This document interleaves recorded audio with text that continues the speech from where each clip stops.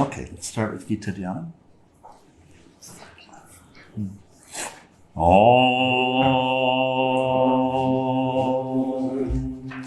O Bhagavad Gita, by which Arjuna was illumined by Lord Krishna himself, and which was composed of 18 chapters within the Mahabharata by the ancient sage Vyasa. O Divine Mother, destroyer of rebirth, who showers the nectar of oneness upon us. O Bhagavad Gita, my affectionate mother, on thee I meditate. All the Upanishads are the cows. The milker is the cowherd boy, Krishna. Arjuna is the calf, and people of purified intellect are the drinkers. The milk is the Supreme nectar of the Gita. My salutations to the Lord, who is the source of supreme bliss, whose grace makes the mute eloquent and the crippled cross mountains. Hari Om Tat Sat.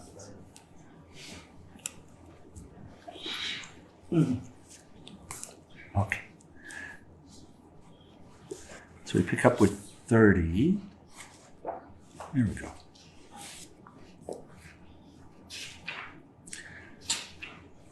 Sorry, 29, where we closed yesterday morning. And Swami has a wonderful commentary to share on it. So the one who sees reality perceives that all actions are done solely by Prakriti and that Atman is not the doer. And so there's a philosophical point there. When we are beginning to understand, and beginning to understand, of course, means getting it consciously and seeing it. Seeing it doesn't mean that our experience is this all of the time.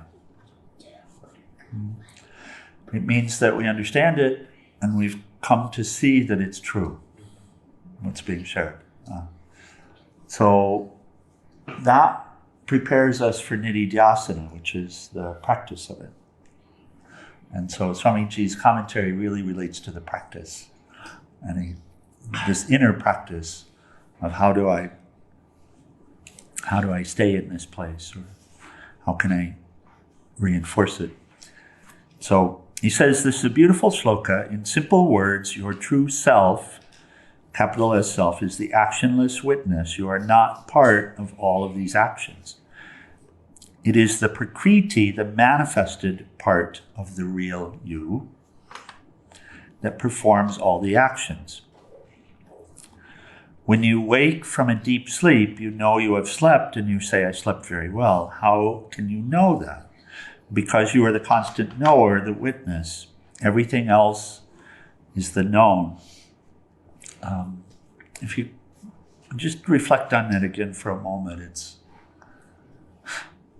we're so reliant upon the mental function for everything that it's actually can be hard to get this. But it's a very simple observation that he's making. When you wake from deep sleep, you know that you slept well. Is it true? So, and how is that? Because the mind was off during that time. So he speaks to that. Because you were present. You're not the mind, but you were present. And so coming back into the mental realm, you can observe that I slept well. Yes. So, in a way it's simple, but when we try to work it all out with the mind, it's very difficult. Because the mind keeps asserting, but I'm the reality. When we deal with it on an independent level. I do what I want. Yeah, I do what I want. I was sleeping. So, being the knower, you are changeless. You know that you're happy or unhappy. You know that you're restful or disturbed.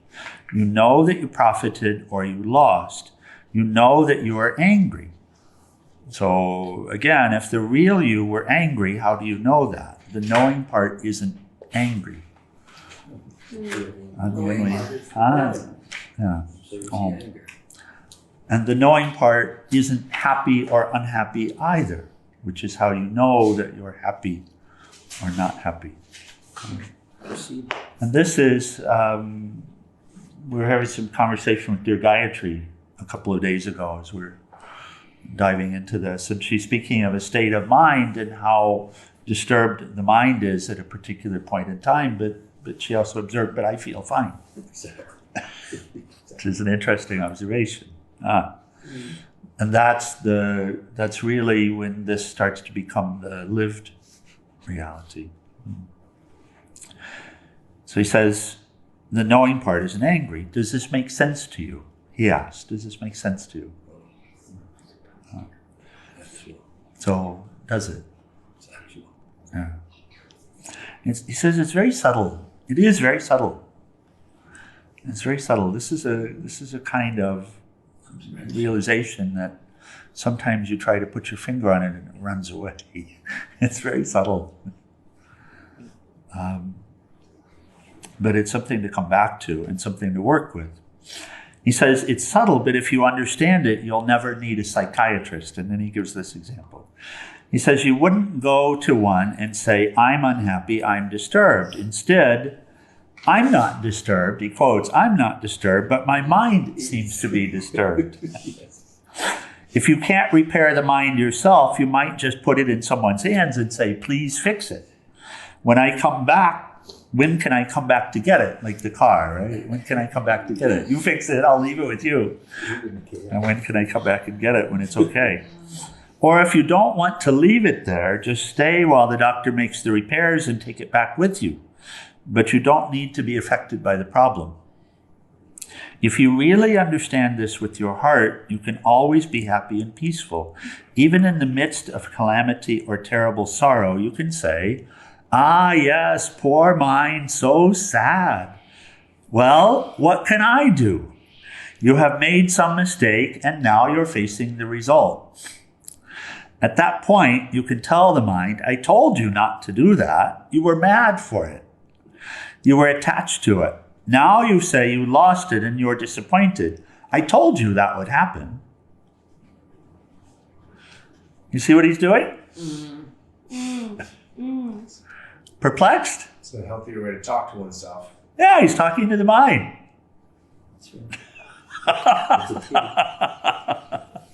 Harry, this is a practice. Yeah, he's talking to the mind. At the same time, we know that from the Raja Yoga, we know that if the mind is disturbed, then you don't have access to that peace, basically. But there are moments of non-disturbance. Right. Yeah. And also, who is talking to the mind? There's a faculty within you. Yes. Yeah. You see it, you use it sometimes. Yeah. Yeah, okay. Pull in and out of it. So, you have to. If you don't use it, it's terrible here. Otherwise, it remains in charge. Isn't it still your mind talking to your mind? It's higher talking to lower, Krishnadas. Yeah. So you can say yes, but mind is not generic in that way. It's not a simple ocean, it's a full ocean. So yesterday I went through this thing with the mind. Yes. Because the little mouse, and I went to a little mouse that passed away, and I went to such a turmoil about the suffering of a little mouse. But while I was driving, I was talking to Ashira. I was like, Ashira, I have this thing. I cannot just, I have a hard time accepting the death of the mouse and how it all happened. But at the same time, why am I feeling like this? Because I know I don't have fear of death, and I understand there's no death, and I don't have a thing with death, and I love the subject of death. But this one time, it was affecting me. So I was not understanding how the mind got caught up with that so deeply. The mind. So an aspect of mind got caught up, and an aspect of mind, a higher aspect of mind, can release it from getting caught up. Because you know that there's no death. And within a higher level, you know that there's no death. So what to do? You know that the mouse didn't die, but you know that the mouse suffered. So you release it from its suffering. You bring it into the light. Huh? But that's an activity inside the mind. Yeah? And then the mind seems to get it and it says, okay, then let's do that. So it's not a simple thing with one level, right? There are, And where is Guru? Guru is at the height of the mind. At the height. At the top. At the top. And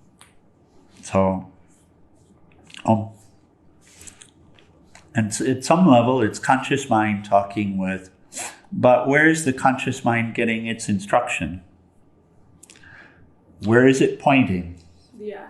Right? Is it pointing towards the lower mind and getting all wrapped up in judging the situation and judging everyone involved in it? Or is it connecting to Guru, to the light, and is it engaging in a practice of forgiveness?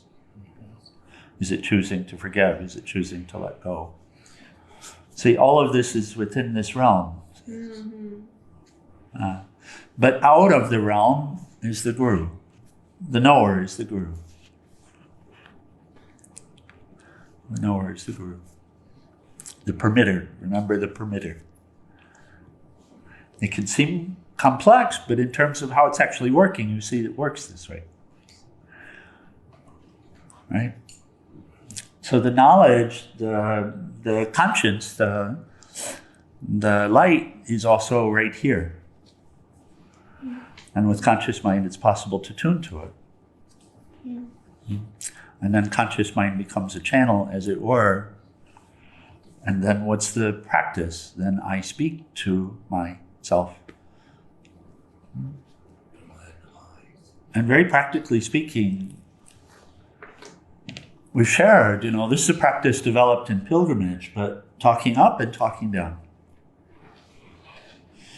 And where is this happening within? It's happening within consciousness, for God's sakes. So what? Why get worked up about that? There are all these levels within it. So what have I learned? I have learned it's best to be always tuned to the highest level. Right? Okay. So you talk up and you say, please help me to stay in tune. That's what's called prayer. Right? I think of you only. I repeat, I am thine, all is thine. There is naught but thee. I am thy instrument, please use me. When I come walking up yesterday morning, I say, up. I am not capable of this. I cannot do it. You're going to have to do it for me. And then, when there's an unruly part below, I speak to it and I say, come on, get up out of bed. Huh? Come on, wake up. Come on, stop that. Get out of the gutter. Think about everyone's well-being. Pray, sit, chant the mantra. This is all the stuff going on during pilgrimage, right?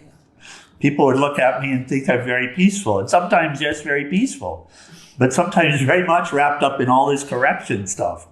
Come on, get up. Don't get hurt because someone didn't bow to you. Because someone didn't wave, because someone didn't smile. Why are you bothered by that? Why does that make any difference? You are part of the immortal. Why is that bothering you, my dear? I told, like Swamiji is saying, I told you this. If you do that, I told you if you drink that you would feel bad the next morning. I told you if you didn't practice your asanas. I mean, it's the subject. But this is, so technically speaking, if we say what's happening, okay, conscious mind speaking up to the light and speaking down to the subconscious, unconscious mind. You can say like that.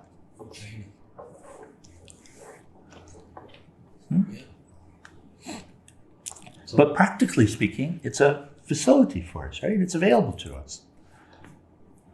Yes? You were describing last week the mind being in a rut. I'm looking at Shirma. Emotional? Yes, emotional temper tantrum. Temper tantrums. And did you let that carry you away? In the moment, yes. Yes. And then eventually, it got to a point where, thank you, Ma, for showing me that. Oh, thank you, Ma, for showing me that. And then later on, Ma offers that starting point of starting to spiral down into that again. And blessedly, she allowed me to see, oh, that's the beginning of that. Don't go there. That's the beginning where I get to a point where I cannot stop. Yeah, that thought right there, you cannot think that. You cannot go there. Yes. Right? And that's also an inner. There's a firmness that wants to be developed as well. No, don't go there. It starts to judge someone. No, don't go there. That's improper. That will never get you what you want. So he says, yes, you can talk to the mind like that. That's his commentary. Yes, you can talk to the mind like that. Suppose your mind says, I'm disappointed, I'm disturbed. Then you say, why? You were running after it. I told you not to run after anything, but just to be where you are and let things run after you if they want. But you ran after him or her or this or that. And the more you ran, the more it ran ahead of you. Now you're tired and say, oh, I didn't get it. What can I do? At least you should listen to me in the future. He says you can do this under any circumstances, even if you've lost a dear friend or $1 million or a mouse, dear. That's true. You can always rise above these dualities created by the mind. And we say untrained mind. Really, it's more like uncontrolled mind, but not controlled in a negative sense. Discipline. Disciplined, yeah. He says that's yoga. Just put yourself in a different position. That position is what people call being high, and it's not just temporary relief or self-hypnosis. It's the truth. Or for the sake of argument, even if it were just temporary or even completely false, it doesn't matter. When you're crying that you don't even have a single dollar, simply say, I'm the king. At least as long as you feel you're the king, you won't have to worry about the dollar. Put that positive suggestion in your mind. See, even this one idea, one half of a shloka, one word, is enough to take care of your life. We don't even need hundreds of shlokas. Just learn one thing and enjoy the benefits. He says, the Saint Sri Ramakrishna said, if you want to kill yourself, a small pin is enough. But if you want to kill others, you need a big machine gun. In the same way, if you want to experience something for yourself, one word is enough. But if you want to help others to experience it, then you read all the books and references and charts. Oh my gosh. Continuing. 30. Whoever perceives the whole variety of creation resting in the oneness, unity, and knows that all action is the evolution of that oneness, that person has realized the absolute Brahman. Just resting. It's true that we're resting within Brahman. I get it doesn't seem like that. It's not, though, like the common idea of resting as in I'm resting on a bed, or I'm resting with my head against the wall, or a bird resting on the branch. It's not like that. It means wherever you are within, not apart, not away. And that I, that Atman, that Brahman, that Absolute, that I is the supporter of all of this, that is what you have sought. So recognizing this, you recognize, I do not have to go anywhere to get anything. Krishnadas, do you remember the song from the Buddhist Sangha, from the Thich Nhat Hanh Sangha? So could we sing it, please? Happiness is here and now. I have lost my worries. Nowhere to go, nothing to do. No longer in a hurry. Happiness is here and now. I have lost my worries. Somewhere to go, something to do, but no in a hurry. Thank you. So it means this. It means this. That you couldn't be somewhere where you're not resting within the Absolute. And nor could anyone else or anything else be anywhere but resting in the Absolute. The entirety of this experience is all taking place within the Absolute, and we find ourselves all resting within it. So there's nowhere to go, no place to be, or if there's even somewhere to go and some place to be, then happiness, joy, love, abidance, life is here and now. So not needing to wander off, even if you're going somewhere, even if you're doing something. And so it's a statement to be realized. To be realized. Whoever perceives the whole variety of creation resting in the oneness. So perception, a way of seeing, a deeper way of seeing, right? The self, capital S self, has no beginning nor any differentiating qualities, gunas. Though it dwells in the perishable body, Arjuna, it is deathless. It is not the doer, nor is it at all affected by anything that is done.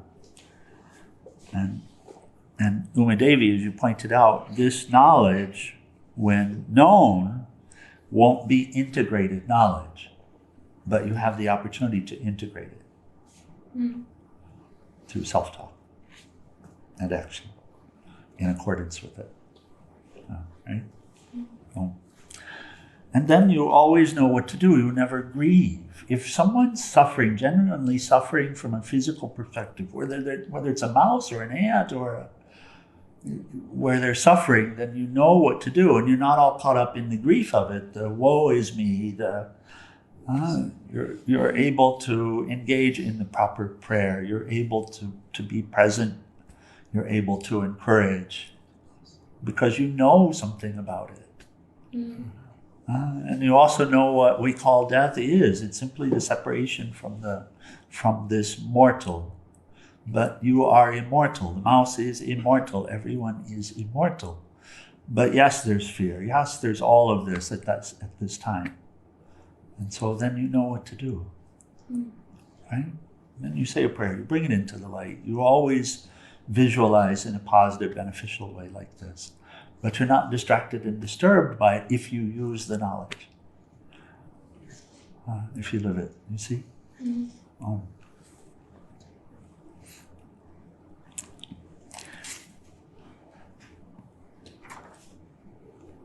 32 will close. Just as the all-pervasive Akasha is never tainted because it is so subtle, so is Atman present throughout the body of every creature, forever untouched and immaculate. Okay, we can come back in the morning. Comments, questions, anything else to explore with it? So knowing, because knowing the what death is or is not, and being caught up in the thought, I had to ask myself, if I know this and I usually it's not a thing for me, and this time it is, there must be something deeper than the mouse. So I did ask, what is more than there? Because I was not accepting what was. And that was it. The inability to accept. I Yes. saw the pattern with. Yes. And that's what gave me more like a relief. It's like, okay, it's deeper than that, than the mouse. Yes. But then I saw, I have a thing of, I need to work more on being able to accept others and where they're at and what is. Yeah. Being able to accept everything as it were outside of you as it is, and do the inner work. That's the requirement. And that is a lot of our inner work is to do this. And that's also done the same way, plugging into the light. Here you plug into the light. Not just inside. This is all inside. But here you plug into the light. And then you identify the misalignment, what's out of alignment. You see it. Mother will show it to you. Lord will show it to you. That's why whenever something comes up and some discomfort arises, that's showing you a place of where there's not alignment. It's always inner, it's never outer, right? It's always within the psyche, some misalignment, I'm holding on to something, I'm denying something at some level, lower level, but and so then you bring the light inside. How does that look, practically speaking? You know, it's not, it sounds mystical, and it is, but it's also very practical. You hit this place of discomfort, and you say, wait a second, stop, take a breath. Now, what am I dealing with here? What's really happening? And so, something comes, some awareness comes. Didn't really die. And then, what am I supposed to do in this circumstance? And you could hear or know, I'm supposed to chant my mantra, I'm supposed to breathe, or I'm supposed to forgive. Yeah. I'm supposed to chant Mahamrityunjaya mantra now. Here, there's a beautiful story. It's from Arjuna, one of our family. Arjuna, a longtime direct disciple of Swami Vishnu. And we haven't seen him for a little bit, but I think he's due this year to get back down. So he's absolutely amazing Hatha Yoga teacher, instructor. You know Arjuna. So, yes? No? Oh, wow. I thought Canada. So, I guess Canada's pretty big. Okay, well done. So he tells this story. He says he and his brother were out body surfing in the Northeast at the, I think it was at a lake, not the ocean. But they were body surfing, and they'd been really having a grand day, and they kept going out. Mostly they were going out together. And then his brother finally said, I'm tired, I'm going to rest. And Arjuna said, well, I'm wanting to go out one more time. So he went out the one more time. And lo and behold, he went out a little too far, and he got caught up in a whirlpool. And a vritti, you know what a vritti is, Hari? Okay. Yeah, you look for symbolism, you don't have to look very far on this. So he got caught up in a whirlpool, and the whirlpool started to spin him around on the... And he realized, I am tired. You know, body's tired. I am tired. He's not present. He's not thinking the body's tired and all of that. He's thinking, I'm tired. So and he starts to fight against it. And the more he fights against it, the more he gets sucked into it. And he sees his brother on the beach. And he yells and tries to wave for his brother, but his brother is distracted. He's not paying any attention whatsoever. And so now he realizes, I'm going around and I don't have the strength to pull myself out of this. And so he's going around and he's getting sucked in. And he says, finally his brother saw him and he came out. And his brother was so tired, he got caught up in it too. And now the two of them are going around and stuck in it. And so at some point he said, I realize I'm going to die.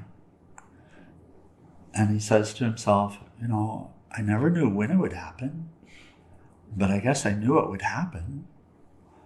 And so he started thinking about when will be the last, because he's ready to just let go. And then he said, there's something I'm supposed to know. Chant my mantra. And so he starts to repeat his mantra. And in a little while, he gets thrown out of it. And then you see how symbolic this is? And then from there, now he's outside of it and he's able to get, he finds a branch that's somehow floating in the water, and he puts it into his brother, and his brother is able to grab a hold of it and come out. And so now they're both out. That's the story. It's all thoughts. That's the story. So, and this is, you see, it's not really symbolic, is it? This is what we're talking about, isn't it? Because even when you get caught up, what are you getting caught up in? You're getting caught up in a vritti, in a recurring thought, in a base thought, a habitual thought. Yeah, something about the storyline here, We're born, we die, and everything's separate. And the storyline. It's something related to the storyline. This is what he's describing. This is all the storyline. All the thoughts and all that, they didn't have anything to do with reality. Just the storyline. And he finds himself all caught up in it. This is what happens, isn't it? We get caught up in the storyline.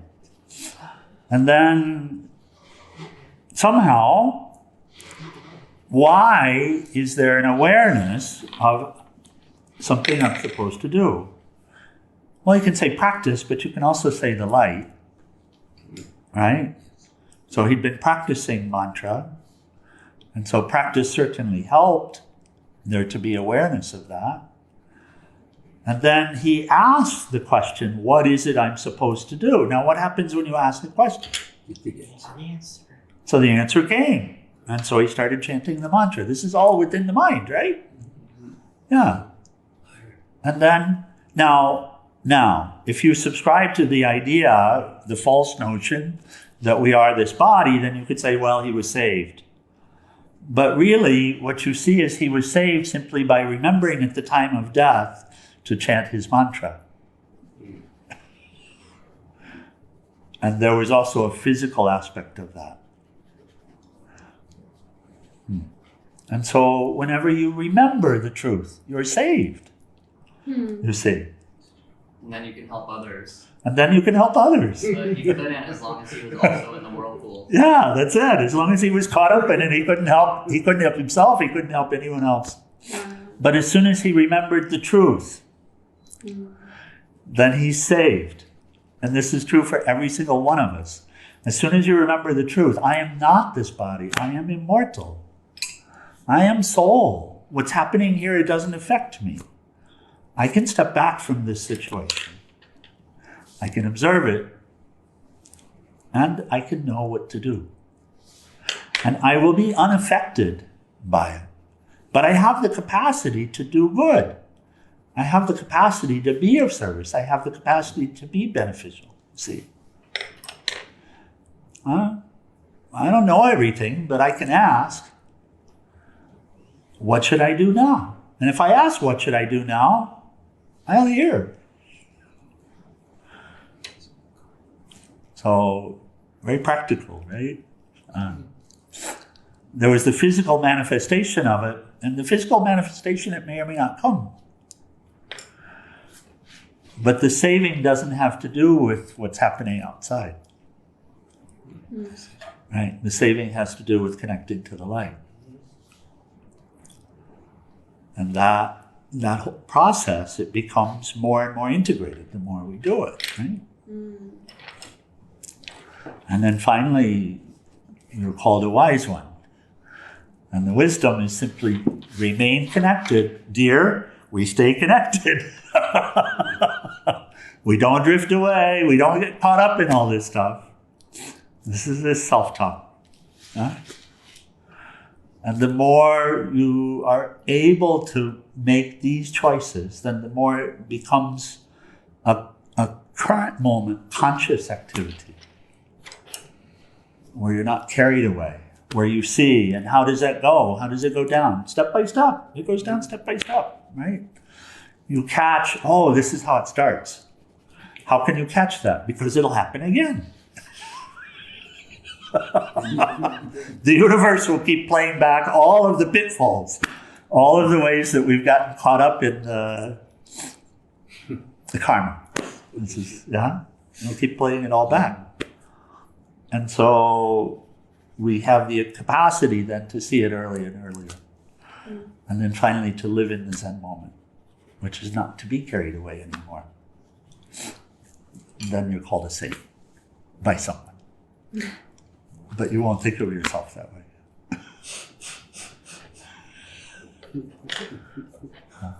You'll just recognize that you're present, that you're able to be present.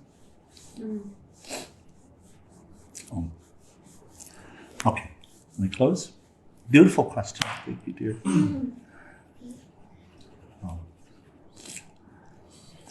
Okay, short final prayer in RT, page 174.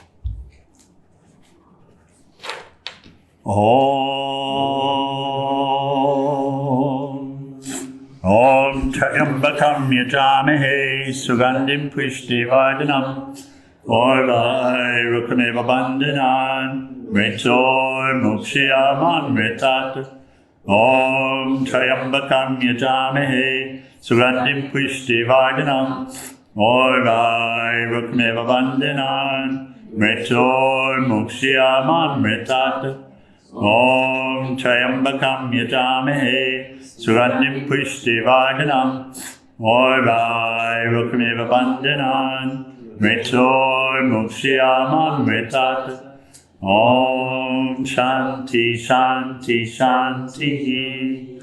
O adorable Lord, mercy and love, let us abide in Thee forever and ever. Humble Lord Satguru Shivananda Maharaj Ki, and for all the saints and sages of all the traditions. Jai. Jai.